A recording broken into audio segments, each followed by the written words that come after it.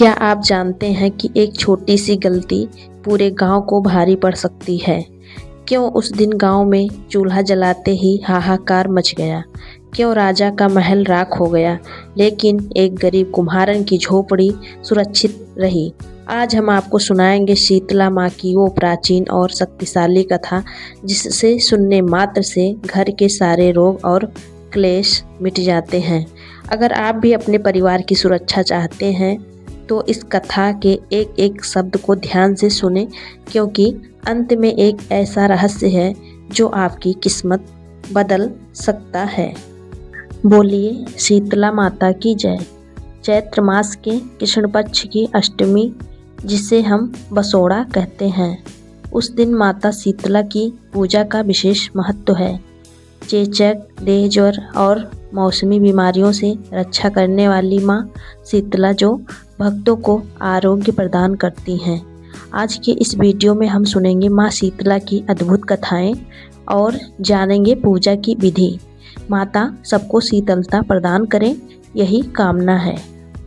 शीतला अष्टमी के दिन सुबह जल्दी उठकर स्नान करें, माता की प्रतिमा को जल अर्पित करें, रोली, चंदन, अक्षत और मेहंदी से पूजा करें। एक दिन पहले बनाया गया ठंडा भोजन बसोड़ा माता को अर्पित करें।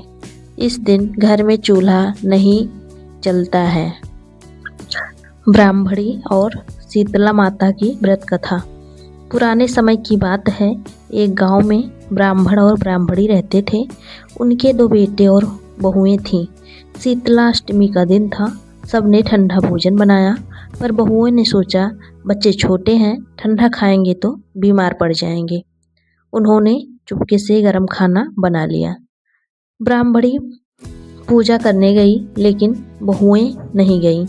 बाद में बहुओं के बच्चे को शीतला रोग यानी चेचक हो गया और वे मर गए। जब यह बात ब्राह्मणी को पता चला तो उसने बहुओं को घर से निकाल दिया। बहुएं बच्चों के शव लेकर जा रही थी। उन्हें रास्ते में माता शीतला मिली। वे प्यासी थीं।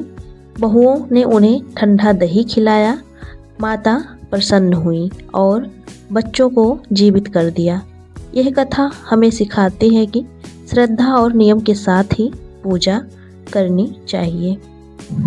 कुम्हारन और शीतला माता की व्रत कथा। एक बार माता शीतला ने सोचा, देखूं तो सही कौन मेरी पूजा करता है। वे एक वृद्धा के रूप में डूंगरी गांव में आईं। उन्होंने देखा कि सब उन्हें देखकर हंस रहे हैं, कोई पूजा नहीं कर रहा। एक घर में गर्म माड़ उबलते चावल का पानी उनके ऊपर फेंक दिया गया। माता का शरीर जलने लगा। वह कुम्हारन दौड़ी आई और माता के शरीर पर ठंडा दही और पानी लगाया।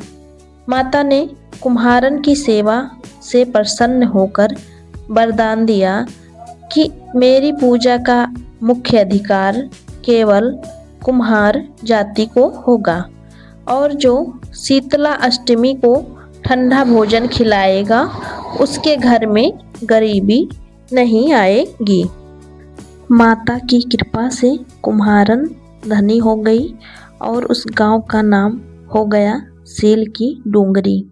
आज भी वहां शीतला अष्टमी पर बड़ा मेला लगता है।